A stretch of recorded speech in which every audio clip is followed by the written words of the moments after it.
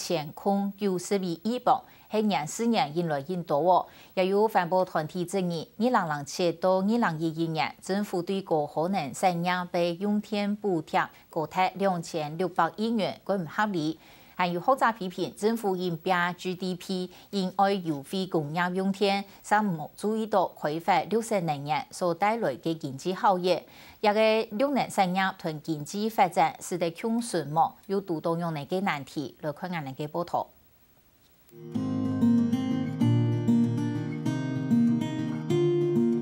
台灣電影都會火，尤其西部會船地區風力資源豐富，因咩呢？政府認為動有條件來發展風力，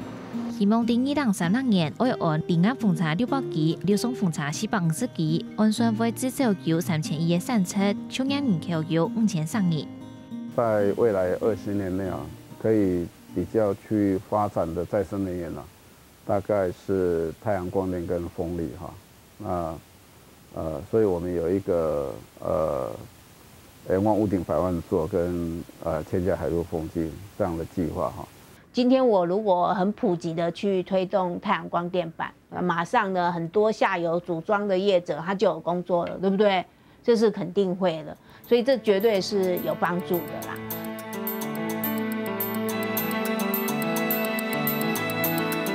就算綠能產業看起來會有真好的光景，不過在政府追求 GDP 成長的情形下，還係較從事綠色產業，咪就係高耗能產業。用2008年工業電料來做例子，工業用電一磅係2.02億元，就比出廠用電便宜5個卡價。就算2012年工業用電增加到2.5億元，不過還係比一般的民生出廠用電一磅2.7億元便宜。它用的電壓高，我不需要再加工，不需要再降壓，不需要降壓的話，我所需要投資的電力設備就比較少，所以它的供電成本是比較低，所以工業用電的成本是比民生用電比較便宜的。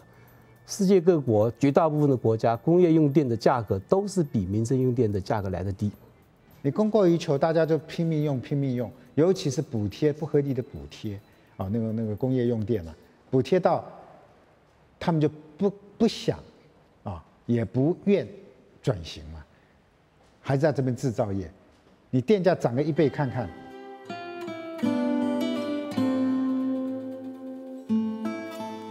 還有學者用德國來做例子，強調德國因為當初建立發展綠能，唔但將經濟成長冇退步，連到1年創造為近嘅100億歐元嘅產出，也就係大約嘅新台幣4000億元，還可帶來當地嘅創業機會。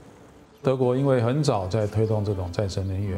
就業量來看的話，到2008年、2010年左右，大概有30萬人在這就業。好，等於說他們國內可以自己去供應他們的這些設備、這些產業、這些技術，所以他們也不是說是主要是往外賣，他們是自己在用。